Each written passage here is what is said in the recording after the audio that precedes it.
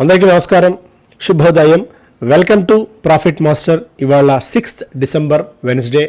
International మార్కెట్స్లో performance, అలాగే మన మార్కెట్స్ మీద ఇంపాక్ట్ ఒకసారి చూద్దాం. Most of the Asian markets అన్నీ కూడా పాజిటివ్గా ట్రేడ్ అవుతున్నాయి. షాంఘై ఒక్కటే కొద్దిగా ఫ్లాట్గా నెగిటివ్ బయాస్తో ట్రేడ్ అవుతుంది. But most of the markets అన్నీ కూడా ఒక మంచి పాజిటివ్ సంకేతాలతో ట్రేడ్ అవుతున్నాయి.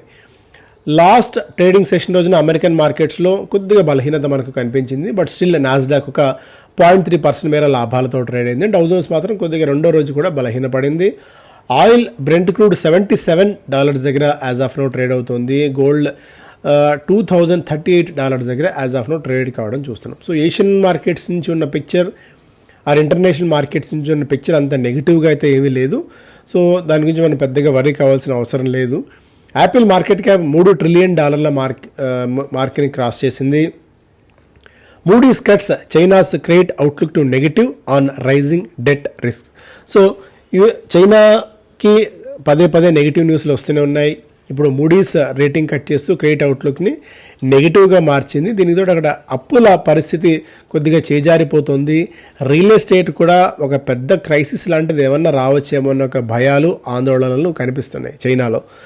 ఇది పరోక్షంగా మనకి లాభం చేకూర్చే అవకాశం అయితే ఉంది. But as of now global picture పాజిటివ్గా ఉంది.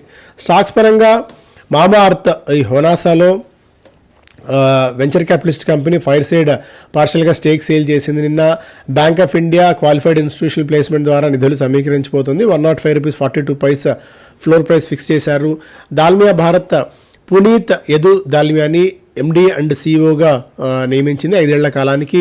స్టేట్ బ్యాంక్ ఆఫ్ ఇండియా తన సబ్సిడరీ సంస్థ State Bank of India pension ఫండ్స్లో 229.52 crores 20% వాటా కొనుగోలు చేసింది. Union Bank of India has selected global tech major Accenture to accelerates its data driven transformation. And ఇన్ఫోసిస్కి overseas authority నుంచి ఒక పెనాల్టీ నోటీస్ వచ్చింది.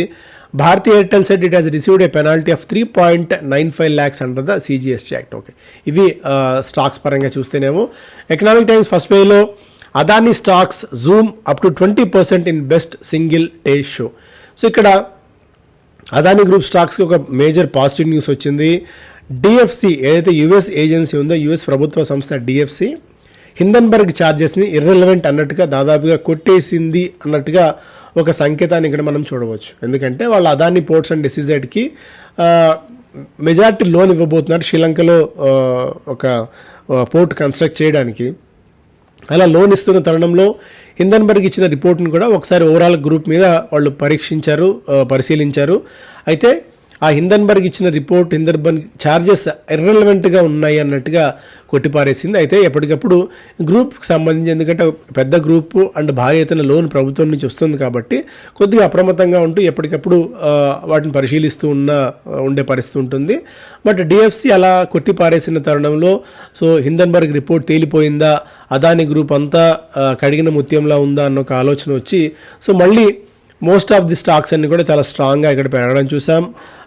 20% దాకా కొన్ని స్టాక్స్, కనిష్టంగా 9% నుంచి గరిష్టంగా 20% దాకా స్టాక్స్ అయితే పెరిగాయి. సో చాలా స్ట్రాంగ్ గెయిన్స్ మనం అదానీ గ్రూప్ స్టాక్స్ అన్నింటిలోనూ కూడా చూసాం. Manipal tech looks to rise 1,000 crores, అదొక update. And Apple taps companies in India, Taiwan, Korea, Japan for critical parts. ఇది ఫస్ట్ పేజ్లో ఉన్నవి. ఇంకా India to be the third largest economy by 2030. S&P అంచనాల ప్రకారం 2030 నాటికి ఇండియా 3వ అతిపెద్ద ఆర్థిక వ్యవస్థగా అవతరించేందుకు సిద్ధంగా ఉంది, సమాయత్తం అవుతోంది.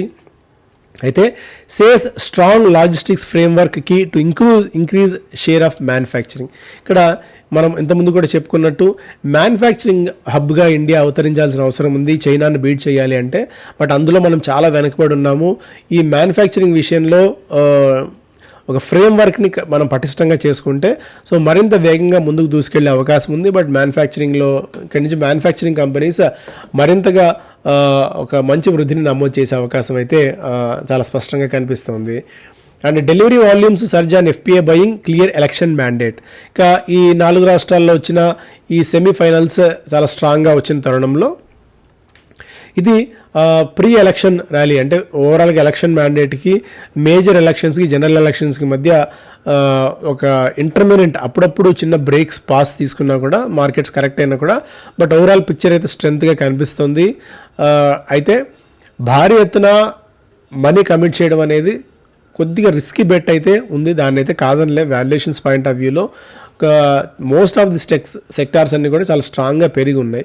ఇప్పుడు భారీ ఎత్తున మనీ కమిట్మెంట్ చేయడం అనేది కొద్దిగా రిస్కీ బెట్గా కనిపిస్తుంది. బట్ ఫారిన్ పోర్ట్ఫోలియో ఇన్వెస్టర్స్ మళ్ళీ మార్కెట్లోకి అడుగు పెట్టారు, రంగంలోకి దిగారు. గత 3 సెషన్స్లోనే దాదాపు 18,000 కోట్ల రూపాయల మేర డెలివరీ వాల్యూమ్స్ అనేది ఒక పాజిటివ్ సంకేతంగా ఇక్కడ మనం చూడవచ్చు. Governments ambitious thrust makes climate suitable for renewable energy companies. ఇంకా రెన్యూబుల్ ఎనర్జీ కంపెనీస్ మళ్ళీ ఒక్కసారిగా లైమ్లైట్లోకి వస్తున్నాయి. ఈవెన్ సుజలాన్ లాంటి కంపెనీస్ గత 6 నెలల కాలంలోనే 225%, ఏడాది కాలంలో 300%, 3 ఏళ్లలో దాదాపు 1000% పైగా వృద్ధిని నమోదు చేసిన కంపెనీస్ ఇవి. బట్ సుజలాన్లో ఇప్పుడు నిజంగా ఉందా అంటే, సుజలాన్ని మనం 100% ఇంకా ఇందులో పొటెన్షియల్లీ మల్టీ బ్యాగర్ అవుతుందని చెప్పడం కష్టం. బట్ మేబీ ఎస్జేవిఎన్, ఎన్టీపీసీ, ఇలా ఎన్టీపీసీ కూడా చాలా స్ట్రాంగ్గా పెరుగుతోంది. సాధారణంగా ఈ కంపెనీస్ అన్నీ, ఈ ఎస్జేవిఎన్, ఎన్హెచ్పిసి ఇట్లాంటి కంపెనీస్ చాలా మన్ను తిన్న పాముల్లా పడి ఉండే స్టాక్స్ ఇవి. బట్ అలాంటి స్టాక్స్ అన్నీ కూడా లేచి ఆడుతున్నాయి అంటే నిజంగా, ఎందుకంటే రెన్యూబుల్ ఎనర్జీ అనేది అంత ఈజీగా ఈ రోజు ప్రాజెక్ట్ అనుకుంటే పెట్టేసే ప్రాజెక్ట్ అయితే కాదు. కొద్దిగా టైం టేకింగ్ ప్రాసెస్ కూడా ఇవి. ఇక్కడి నుంచి రెన్యూబుల్ ఎనర్జీ కంపెనీస్ కొద్దిగా పర్ఫామ్ చేసే అవకాశం ఉంది. అయితే నిజంగా ఇంకా ఎందులో వీటిలో ఈ ఉన్న స్టాక్స్లో వీటిలో పొటెన్షియల్ ఉంది అనేది చెప్పడం కష్టం. బట్ సుజలాన్లో అయితే 100% ఈ గతంలో ఎలా అయితే మల్టీబ్యాగర్ రిటర్న్స్ ఇచ్చాయి, ఇక్కడి నుంచి కూడా అలాంటి మల్టీబ్యాగర్ రిటర్న్స్ ఇస్తుంది అని అయితే ఆశించలేము. 2 investors offload 352 crore Swan energy stock. Swan ఎనర్జీలో కొద్దిగా ఆఫ్లోడ్ అయితే జరిగింది.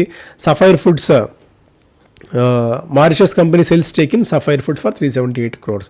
అండ్ మహీంద్రా రోబస్ట్ డిమాండ్ తట్టుకునేందుకు తన అవుట్పుట్ని డబుల్ చేసేందుకు మరొక 5,000 కోట్ల రూపాయల మేర ఇన్వెస్ట్ చేయబోతున్నట్టుగా ఒక వార్త ఇక్కడ చూస్తున్నాం.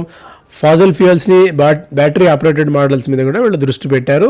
ఎందుకంటే డిమాండ్ పెరుగుతోంది. మహీంద్రా ఎస్యూవీ సెగ్మెంట్లో దూసుకుపోతున్న సంగతి మనకు తెలుసు. అంబుజా సిమెంట్స్ సంఘీ ఇండస్ట్రీస్ బయోట్ని పూర్తిగా కంప్లీట్ చేసేసింది. Acquires 133 million shares in block deal. ఎన్ఎస్సిలో 121 రూపీస్ 90 పైస్ చొప్పున షేర్లు పూర్తిగా కొనుగోలు చేసింది సంఘీ ఇండస్ట్రీస్ ని అంబుజా సిమెంట్స్. ఆన్లైన్ గేమింగ్ కంపెనీస్కి దాదాపుగా 112,000 కోట్ల రూపాయల జీఎస్టీ నోటీసులు అయితే అందాయి. Loan to Adani's Lanka port US found charges by Hindenburg were irrelevant. Already మనం దీని గురించి మాట్లాడుకున్నాం. Another day another high and Dalal street with bulls in mood for poll dancing. ఇది కూడా మనం ఆల్రెడీ మాట్లాడుకున్నాం. ఈ 4 రోజుల కాలంలోనే న్యూ ఇండియా అష్యూరెన్స్ 65%, అదానీ టోటల్గా almost 60%, Adani green 45%, HPCL power finance corporation, ఈ స్టాక్స్ అన్ని కూడా ఈవెన్ బిహెచ్ఎల్ లాంటివి కూడా 35% రిటర్న్ ఇవ్వగా, బలహీనపడిన స్టాక్స్లో రాజేష్ ఎక్స్పోర్ట్స్ ఒకటి 18%, రేమండ్ కుటుంబ తగాదాల కారణంగా స్టాక్ పడిపోయింది. మార్కెట్కి సంబంధం లేదు ప్రత్యక్షంగా. GMM Pfaudler, Whirlpool, easy trip ఇవన్నీ కూడా కొద్దిగా బలహీనపడ్డాయి. బిజినెస్ స్టాండర్డ్ ఫస్ట్ పేజ్లో no stopping the bulls, Sensex race past 69K. Adani గురించి ఆల్రెడీ డిస్కస్ చేసాం. RBI reins in peer-to-peer lending practices. ESMA in active talks with RBI to resolve clearing corp. India not China to drive APAC growth. ఇంకా ఇది కూడా మాట్లాడుకుందాం. ఇక్కడ నుంచి China కాదు, ఇండియానే గ్రోత్ని తీసుకొచ్చే అవకాశం ఉంది అని. ఎన్టీపీసీ స్టాక్ 6 నెలల కాలంలో 64% మేర పెరిగి ఆల్ టైమ్ హై హిట్ చేసింది. అండ్ నిన్న సైండ్ కొద్దిగా బలహీనపడి 6.5% మేర పతనం చూసాం. అదాని పోర్ట్స్ అండ్ 15% పెరిగింది. గోకుల్దాస్ భారీ వాల్యూమ్స్ సహా స్టాక్ నిన్న 6% దాకా క్రాక్ అయింది. 2024 వరకు మార్కెట్స్ చాలా స్ట్రాంగ్గా కొనసాగే అవకాశం ఉంది. జనరల్ ఎలక్షన్స్ వరకు జెఫ్రీస్ అంచనా ఇది. కొన్ని సెక్టార్ స్పెసిఫిక్స్ ఉంటాయి. ఆ సెక్టార్ స్పెసిఫిక్గా చెప్తూ metals and large cap IT provide favourable risk reward. In the large cap segment we prefer GAIL, NTPC, State Bank of India, L&T Mindtree, Adani ports, L&T and Tata steel and Sun Pharma. Mid cap సెగ్మెంట్లోనేమో Bank of India, HEG, Gujarat industrial power, engineers India, Vardhman tex, century ply, CESC, FSL, NHPC అని చెప్తుంది. అలాగే endurance technologies కూడా బాగుంటాయి ఈ stocks అని చెప్పి ఇది జెఫ్రీస్ ఇస్తున్న అంచనా ఇక్కడ మనం చూడాల్సిన అవసరం అయితే ఉంది. అండ్ అంబుజా సిమెంట్ 7% పెరిగింది, బ్రిగేడ్ 3%, అండ్ జేఎస్డబ్ల్యూ ఇన్ఫ్రా ఒక న్యూస్ కారణంగా 4.5% దాకా పెరిగింది. ఎన్ఎస్డిఎల్ ఐపీఓ కూడా సిద్ధమవుతుంది త్వరలో. వాళ్ళ డిఆర్ఎస్పీ మీద అబయన్స్ పెట్టింది, సెబీ రిమూవ్ చేసింది. మేబీ త్వరలో ఆమోదం లభించవచ్చేమో ఎన్ఎస్డిఎల్కి. And Stanley lifestyle, Inox ఇండియాకు కూడా సెబీ ఆమోదం వచ్చింది. వీళ్ళు కూడా త్వరలో ఐపీఓకి రాబోతున్నారు. Centre orders probe against Apollo hospitals. Apollo ఇంద్రప్రస్థలో కిడ్నీలు అమ్ముకుంటున్నారు, మయన్మార్ నుంచి జనాలను పిలిపించి కిడ్నీ స్కామ్ ఒకటి జరుగుతుందని చెప్పి సెంట్రల్ గవర్నమెంట్కి ఒక ఫిర్యాదు అయితే అందింది అపోలో హాస్పిటల్ సంబంధించి. మేబీ కొద్దిగా ఎఫెక్ట్ ఉంటే ఉండొచ్చేమో నెగిటివ్గా. సో ఈ major updates. Thank you so much. Away